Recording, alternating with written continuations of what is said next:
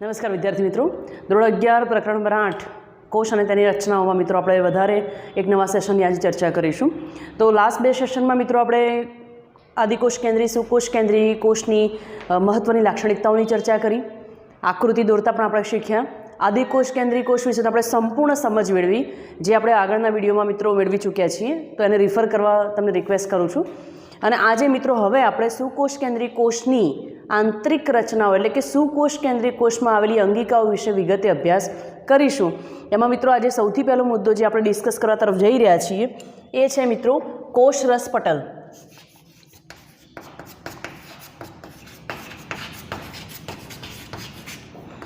કોની વાત કરીએ છીએ મિત્રો? આપણે કોષરસ પટલની વાત કરીએ છીએ.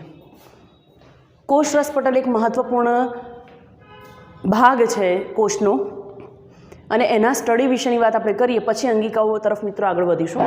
તો કોષરસ પટલનો સ્ટડી ક્યારથી શરૂ થયો? તો સૌથી પહેલાં માનવના રક્તકણના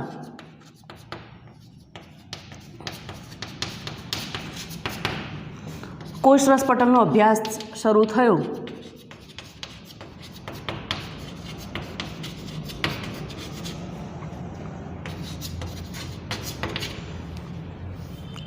એના પછી મિત્રો વનસ્પતિ કોષના વિવિધ કોષરસ પટલનો અભ્યાસ જે છે શરૂ કરવામાં આવ્યો. તો સૌથી પહેલાં માનવના રક્તકણના કોષરસ પટલનો મિત્રો અભ્યાસ થયેલો, અને કેમ કે એ વખતે ઇલેક્ટ્રોન માઇક્રોસ્કોપની શોધ થઈ ગયેલી હતી એટલે આ કરવું વધારે સરળ બન્યું. કોષરસ પટલની મિત્રો કેટલીક સંકલ્પનાઓ છે, કેટલીક એના વિશેની વાતો છે. અલગ અલગ વૈજ્ઞાનિકોએ વિવિધ સંકલ્પનાઓ રજૂ કરી, પણ ત્યાર પછી ઇલેક્ટ્રોન માઇક્રોસ્કોપની મદદથી એનો અભ્યાસ કરતા કેટલીક બાબતો ઉડીને આંખે વળગે એવી સામે આવી.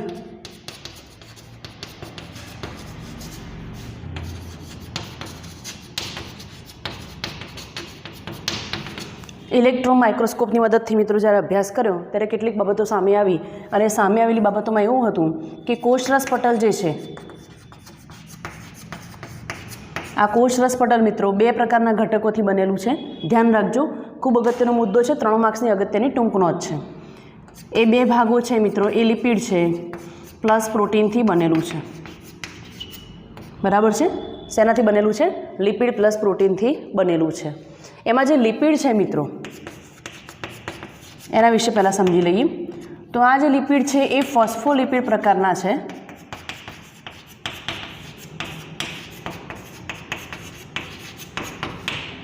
બરાબર છે? કેવા લિપિડ છે મિત્રો?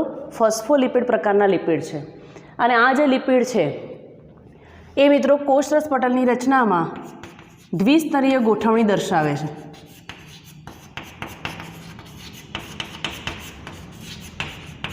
શું કરે છે? દ્વિસ્તરીય ગોઠવણી દર્શાવે છે.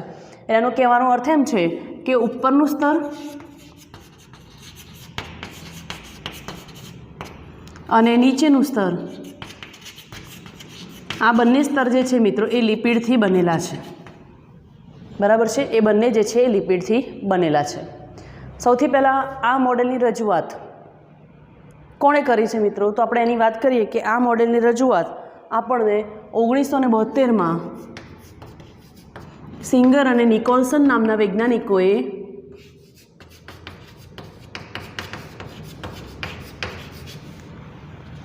આ જે આપણે હાલ વાત કરીએ છીએ જે મોડેલની રચનાની, એની વાત મિત્રો આપણને સિંગર અને નિકોલસને આ મોડેલ આપણને આપ્યું હતું. એના પહેલાં આ મોડેલ વિશે થોડીક વાત કરી હતી મિત્રો વૈજ્ઞાનિક રોબર્ટસને, અને રોબર્ટસને જે વાત કરી એને આપણે એકમ પટલ સંકલ્પના તરીકે ઓળખીએ છીએ. આ ફક્ત તમારી જાણ સારું મિત્રો શેર કરું છું, તમારા પુસ્તકમાં નથી એટલે તમારે પ્રશ્નમાં લખવાનું નથી. પણ રોબર્ટસને જે એકમ પટલ સંકલ્પના આપી મિત્રો એની અંદર એમણે એવું કહ્યું હતું કે 2 સ્તર પ્રોટીનના અને 1 સ્તર લિપિડનું છે. બરાબર છે? 2 સ્તર પ્રોટીનના અને 1 સ્તર લિપિડનું છે, જે આના કરતાં બિલકુલ વિપરીત હતું. કેમ કે આ જે મોડેલ છે સિંગર અને નિકોલસનનું મોડેલ, એમાં એ લોકો એવું કહે છે કે 2 સ્તર લિપિડના છે ને 1 સ્તર પ્રોટીનનું છે. Is it? આ વાતો મિત્રો એમણે કરેલી. એની અંદર અહીંયા લિપિડના સ્તરની અંદર જે લિપિડના અણુઓ છે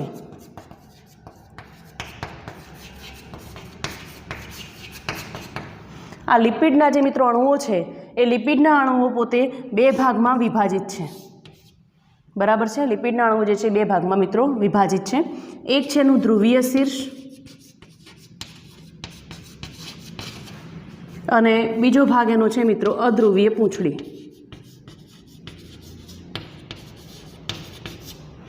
ધ્રુવીય શીર્ષ અને અધ્રુવીય પૂંછડી. શીર્ષ જે છે મિત્રો એ જલાનુરાગી છે, બરાબર છે, એટલે કે પાણી પ્રત્યે આકર્ષણ દર્શાવે. ઇંગ્લિશમાં તમે એને કહો તો હાઇડ્રોફિલિક કહેવાય એને, બરાબર છે. ઇંગ્લિશમાં આપણે સાથે લખી લઈએ છીએ. આને મિત્રો કહેવાય હાઇડ્રોફિલિક. જે પણ જલાનુરાગી છે, પાણી પ્રત્યે આકર્ષણ દર્શાવે છે, એ બધાને મિત્રો આપણે શું કહીએ છીએ? હાઇડ્રોફિલિક તરીકે ઓળખીએ છીએ. જ્યારે પૂંછડી છે મિત્રો એ જલવિતરાગી છે. કેવી પૂંછડી છે મિત્રો? જલવિતરાગી છે, એટલે કે પાણી પ્રત્યે આકર્ષણ દર્શાવતી નથી, પાણીથી દૂર ભાગે છે, એટલા માટે આપણે એને કહીએ છીએ હાઇડ્રોફોબિક.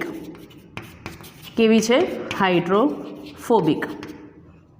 બીજી વસ્તુ મિત્રો, શીર્ષ જે છે એ જલાનુરાગી છે, અને એટલા માટે આ જે શીર્ષ જે છે એ અંદરની તરફ આવેલું છે, અને પૂંછડી જે છે મિત્રો એ બહારની તરફ આવેલી છે. અથવા તો આપણે આકૃતિમાં પણ એને સમજી શકીએ. અંદરની તરફ અને બહારની તરફ આપણે અંદર નથી લખતા, પણ જે અગત્યની બાબત એ છે કે એનું જે શીર્ષ અને પૂંછડી છે એ જલાનુરાગી અને જલવિતરાગી મિત્રો છે, એ આપણે સરળતાથી અહીંયા સમજી શકીએ. હવે વાત કરીએ આપણે પ્રોટીન અણુની. તો જે પ્રોટીનનો અણુ છે મિત્રો, એ પ્રોટીનનો અણુ જે છે,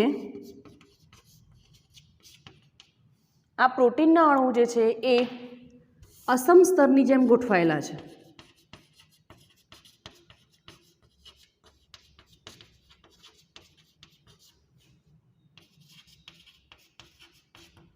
કેવા છે મિત્રો? અસમ સ્તરીય ગોઠવણી દર્શાવે. અહીંયા શબ્દ અસમ સ્તરીય એવો કેમ વાપર્યો છે? કેમ કે સ્તર છે તો એ સળંગ એ જ પદાર્થનું અથવા તો એ જ દ્રવ્યનું સ્તર બનેલું હોય, પણ પ્રોટીન જે છે સળંગ સ્તર સ્વરૂપે નથી. પ્રોટીન તો જે છે એ વચ્ચે વચ્ચે ખૂંપેલા છે, બરાબર છે. પ્રોટીન જે છે સળંગ સ્તર સ્વરૂપે નથી, પરંતુ લિપિડના સ્તરોની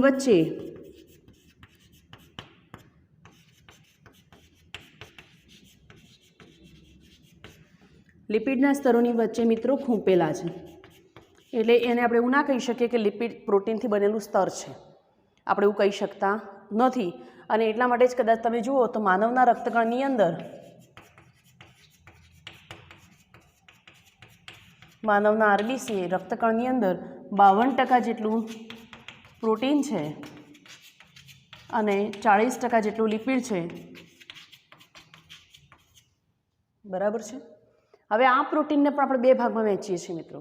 આ જે પ્રોટીન અણુની આપણે વાત કરી એ પ્રોટીનના પણ બે એના સ્થાનને આધારે બે ભાગ પડે છે. કેવી રીતે ગોઠવાયેલા છે એના આધારે મિત્રો બે ભાગ પડે છે. એનો પહેલો ભાગ એવો છે કે અંતર્ગત પ્રોટીન, અને બીજા છે મિત્રો એને આપણે કહીએ છીએ બહિર્ગત પ્રોટીન. ઇંગ્લિશમાં કહીએ તો ઇન્ટ્રિન્સિક અને એક્સટ્રિન્સિક, અંદર તરફ આવેલા અને બહારની તરફ આવેલા. હવે આ જે અંતર્ગત પ્રોટીન છે, અંદરની તરફ આવેલા પ્રોટીન છે, એમાં શું હોય મિત્રો? તો આ પ્રોટીનના અણુઓ જે છે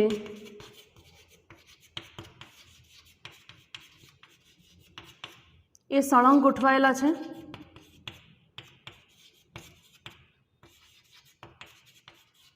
અને છેક અંદર સુધી ખૂંપેલા છે, બરાબર છે. છેક અંદર સુધી ઊંડા ખૂંપેલા છે. જ્યારે બહિર્ગત પ્રોટીનમાં આવું નથી. બહિર્ગત પ્રોટીનના અણુઓ જે છે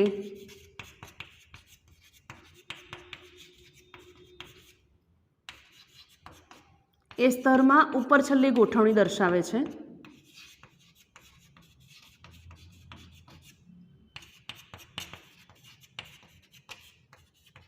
સ્તરમાં ઉપર છેલ્લી ગોઠવણી દર્શાવે છે, એટલે કે ઉપર આવેલા છે, જેને સરળતાથી દૂર કરી શકાય.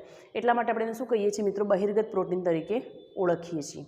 આ બંને પ્રકારના પ્રોટીનના અણુઓ જે છે એ કોષરસ પટલમાં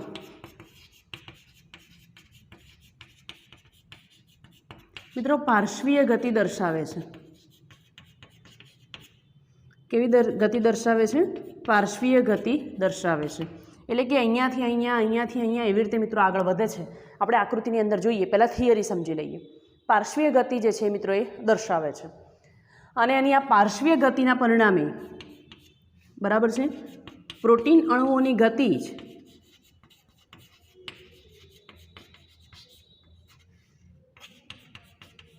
આ જે પ્રોટીન અણુઓની ગતિ છે મિત્રો, આ પ્રોટીન અણુઓની ગતિ જ કોષરસ પટલની તરલતાને નક્કી કરે છે.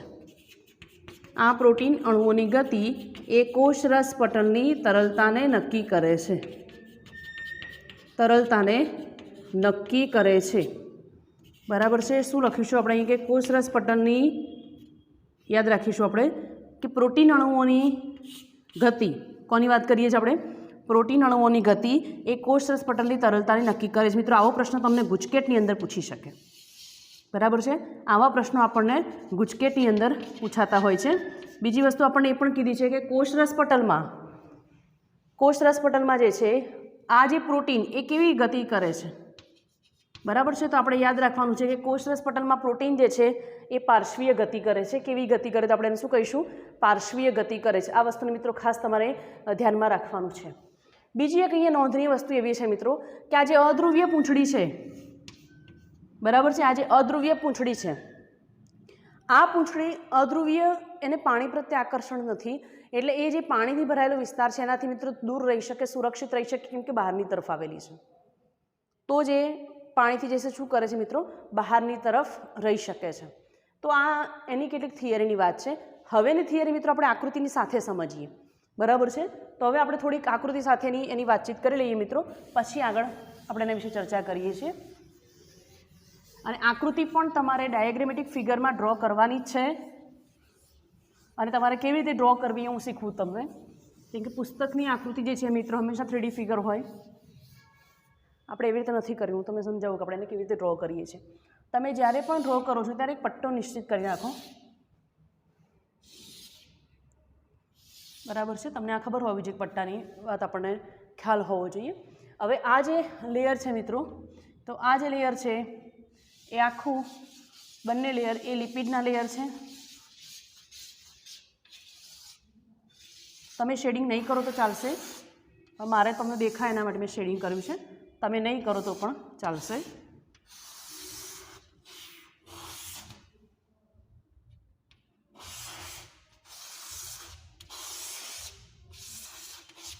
બરાબર છે. અને એમાં અણુઓ આપણે કેવી રીતે દોરીએ છીએ? તો અણુઓને મિત્રો આપણે આ રીતે દોરીએ છીએ.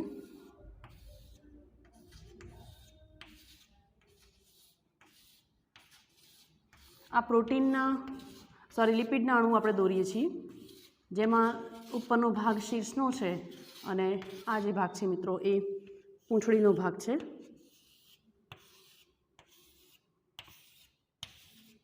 આ પ્રકારે આપણે જે છે દોરીએ છીએ. તમારે આ પ્રકારે ફિગર ડ્રો કરશો મિત્રો તો સરળતાથી કરી શકશો, અને આપણે જે કંઈ સમજાવવાનું છે એ સરળતાથી સમજાવી પણ શકીએ, અને ફિગર આપણી વ્યવસ્થિત પણ લાગે. તો આ જે લેયર છે મિત્રો, આ લિપિડનું લેયર છે. આપણે એના માટે એવું કહીશું કે સળંગ સ્તર છે, કેમ કે સળંગ સ્તરમાં લિપિડ જ આવેલું છે.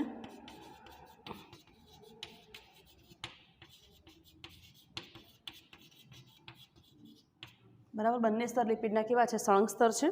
અને એની અંદર આપણે આ ભાગને જો અલગ પાડીએ તો આ થશે આપણું ધ્રુવીય શીર્ષ, લિપિડ અણુનું ધ્રુવીય શીર્ષ, અને આ થશે મિત્રો અધ્રુવીય પૂંછડી. બરાબર છે. આ શું થશે? અધ્રુવીય પૂંછડી થશે. હવે વાત રહી પ્રોટીનના અણુઓ. તો પ્રોટીનના અણુઓ જે છે મિત્રો એ કેટલાક આવી રીતે ઉપર આવેલા છે. તમને દેખાય છે આ રીતે સ્પષ્ટ? કેટલાક અણુઓ આ રીતે ઉપર આવેલા છે, અને બીજા કેટલાક અણુઓ છે મિત્રો એ ઉપર આવવાને બદલે આ રીતે છેક સુધી ઊંડા ખૂંપેલા છે.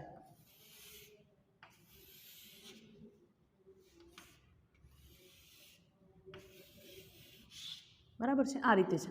તમે 2 કે 3 દર્શાવો તો ચાલે. બરાબર છે. તો આને આપણે કહીશું મિત્રો અંતર્ગત પ્રોટીન, કેમ કે ખૂબ અંદર સુધી એ ખૂંપેલા છે. બરાબર છે. અને આ જે છે મિત્રો ગુલાબી કલરથી આપણે દર્શાવ્યા છે એ એના બહિર્ગત પ્રોટીન છે. તમે જોઈ શકો છો કે સરળતાથી એને બહાર કાઢી શકાય જ્યારે ઊંડા છે. હવે આ ફિગર મિત્રો કેવી છે? તો આ એક કોષરસ પટલની વાત છે. તમે આ કોઈ કોષ દોરો છો, ઉદાહરણ તરીકે તમે સપોઝ આ કોઈ કોષ દોરો છો, તો આપણે જે આકૃતિ દોરીએ શેની છે? આની છે. આ કોષરસ પટલની આકૃતિ છે. શેની આકૃતિ છે? કોષરસ પટલની આકૃતિ છે. હવે મારે તમને એક વસ્તુ ખાસ સમજાવી છે. તમે જુઓ કે આના પછીની થિયરી જે આપણે સમજવી છે એમાં શું છે. તો મિત્રો આ જે આકૃતિ છે એમાં સપોઝ આ એક કોષ છે, બરાબર, આ બીજો કોષ છે। તો આ કોષમાંથી આ કોષની અંદર એટલે કે અહીંથી અહીં કોઈ દ્રવ્યોની આપણે કરવી હોય તો શું પાર કરવું પડે? કોષ રસ પટલને પાર કરવું પડે। મિત્રો, દરેક કોષ પાસે પોતાને જોઈતા બધા દ્રવ્ય અણુઓ કે બધા જ દ્રાવ્ય કે દ્રાવક કોઈ પણ અણુ બધા હોતા નથી। એણે હંમેશા બીજા કોષ પાસે આપલે કરવી પડતી હોય છે। અને આપલે કરવા માટે કેવી વસ્તુ છે કે આપણે આની વાત કરીએ છીએ, આની વાત કરી છે, તો જ્યારે આ અણુને અહીંયાથી અહીંયા આવવું છે તો પણ કોણ લઈને આવે? એને કોષ રસ પટલમાંથી જ પસાર થવું પડે, બરાબર છે। એના આધારે મિત્રો તમને 3 પ્રકારના દ્રવ્યોના વહનની વાત કરી છે, થોડીક વ્યાખ્યાઓની મિત્રો વાત કરી છે। તો આ જે દ્રવ્ય અણુઓનું જે વહન છે, તમને શેની વાત કરી છે? દ્રાવ્ય અણુઓનું વહન કરવાની વાત કરી છે, બરાબર છે। આ દ્રાવ્ય અણુઓનું વહનમાં મિત્રો તમને પહેલી ડેફિનેશન કહી દઉં તો એ તમારે થશે મિત્રો કે ઢોળાંશ દિશામાં થાય તો આપણે એને નિષ્ક્રિય વહન કહીએ છીએ।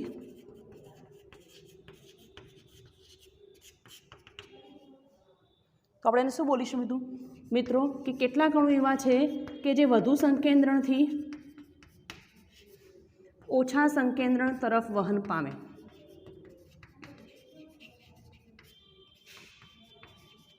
બરાબર છે। એવા વહનને આપણે શું કહીએ છીએ મિત્રો? નિષ્ક્રિય વહન કહીએ છીએ। નંબર 2 આપણે વાત કરીએ છીએ સક્રિય વહન, આને ઇંગ્લિશમાં કહેવાય મિત્રો એક્ટિવ ટ્રાન્સપોર્ટ। અને નિષ્ક્રિય વહનને આપણે કહીએ છીએ પેસિવ ટ્રાન્સપોર્ટ। સક્રિય વહનની અંદર ઊંધું થશે મિત્રો, ઓછા સંકેન્દ્રણ ઢોળાંશથી વધુ સંકેન્દ્રણ તરફ। હવે જ્યારે ઓછા સંકેન્દ્રણથી વધુ સંકેન્દ્રણ તરફ હોય મિત્રો એટલે ચોક્કસપણે ઉર્જાની જરૂર પડે, એટલે આ પ્રકારના વહનમાં જે છે મિત્રો એ ઉર્જા અનિવાર્ય છે। ઉર્જા કેવી છે મિત્રો? અનિવાર્ય છે। નિષ્ક્રિય વહનની અંદર વધારેથી ઓછા તરફ જાય એ કુદરતનો નિયમ છે મિત્રો, ઢોળાંશ છે, ઢાળ છે, વધારે હોય ત્યાંથી નીચે તરફ જાય। ઉદાહરણ તરીકે ટાંકીમાં પાણી હોય તો નીચે નળમાં પાણી આવે, એના માટે કોઈ ઉર્જા આપવાની જરૂર પડતી નથી, એને શું કહીશું આપણે? નિષ્ક્રિય વહન। પણ મિત્રો પાણીનો ફોર્સ ઓછો હોય ને આપણે ઉપરની બીજા માળની ટાંકીએ પાણી ચડાવવું હોય તો તમે શું કરો છો? ઇલેક્ટ્રિક મોટરનો ઉપયોગ કરો છો। ઇલેક્ટ્રિક મોટર તમે શું કરો છો? ઉર્જા આપો છો। આ પ્રકારનું જે વહન છે એને મિત્રો શું કહેવાય? સક્રિય વહન કહેવાય। શું કહેવાય? સક્રિય વહન। ત્રીજા પ્રકારના વહનની હું તમારી સાથે જે વાત કરું છું મિત્રો, એ ત્રીજા પ્રકારનું વહન હું અહીંયા લખું છું, મારે થોડી જગ્યાની મર્યાદા છે, એને આપણે કહીએ છીએ સાનુકૂલિત વહન, અથવા આપણે એને કહીશું સાનુકૂલિત પ્રસરણ। આ જે ડેફિનેશન છે મિત્રો નિષ્ક્રિય વહન, એને વધારે તમે કહેશો તો પ્રસરણ તરીકે વધારે અનુકૂળ રહેશે। સાનુકૂલિત પ્રસરણ આપણે શું કરીએ છીએ કે લિપિડના અણુઓ જે છે, લિપિડનું સ્તર કેવું છે મિત્રો? ધ્રુવીય સ્તર છે।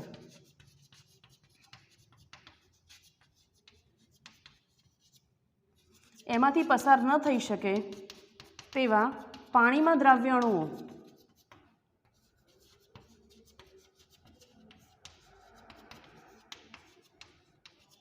કોના દ્વારા થાય? પ્રોટીન અણુઓ દ્વારા થાય।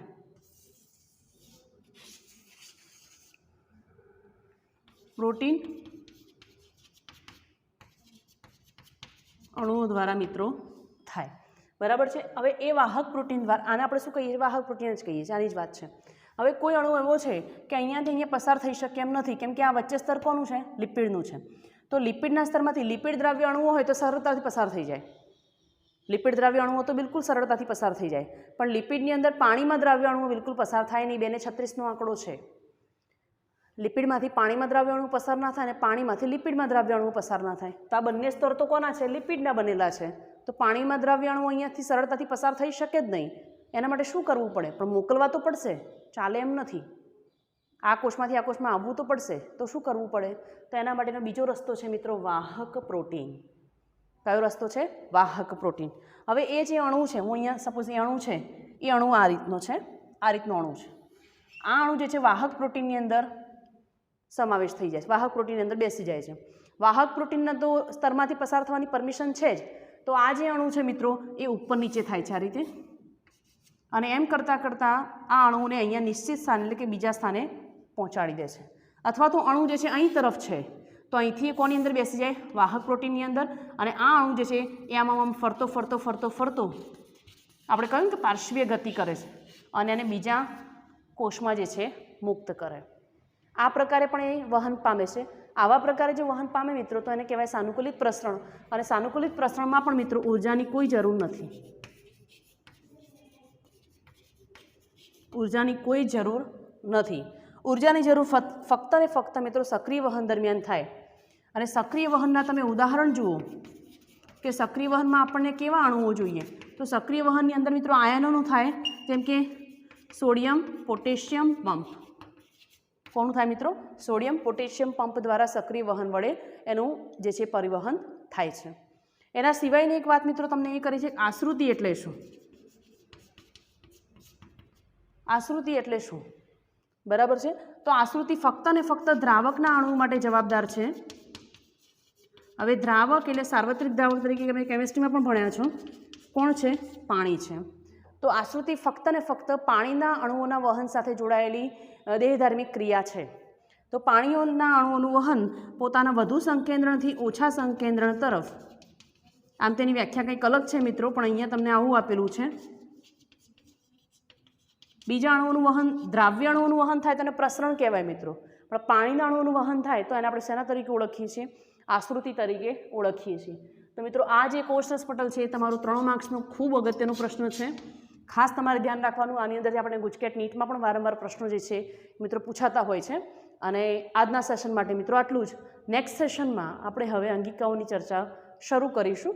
અને બીજી એક વસ્તુ મિત્રો, હા એક વસ્તુ મારે તમને કહેવાની રહી ગઈ, આ મોડેલને મિત્રો ફ્લુઇડ મોઝેઇક મોડેલ કહેવાય છે. મારે તમને કહેવાનું રહી ગયું, ફ્લુઇડ મોઝેઇક મોડેલ એને કહેવાય છે, અથવા એને અર્ધ તરલ મોડેલ કહેવાય છે, અથવા એને સેન્ડવિચ મોડેલ પણ કહેવાય છે. શું કહે છે એને? Sandwich model. તમને એમ થાય કે મેડમ સેન્ડવિચ મોડેલ કેમ? કેમ કે અહીંયા સેન્ડવિચની જેમ 2 સ્તરની જેમ વચ્ચે પ્રોટીન આવેલું છે, એટલે આપણે શું કહીએ છીએ મિત્રો? સેન્ડવિચ મોડેલ તરીકે પણ ઓળખીએ છીએ. તો મિત્રો આજના સેશન માટે કોષરસ પટલની આપણે ખૂબ વિગતે ચર્ચા કરી છે. અને જો તમે મેં બોર્ડમાં જેટલું લખ્યું છે પણ લખશો તો મને નથી લાગતું કે તમારે અડધો પણ માર્ક્સ ક્યાંય કપાય. તો મિત્રો ખૂબ સરળતાથી આપણે સમજવાનો પ્રયત્ન કર્યો છે.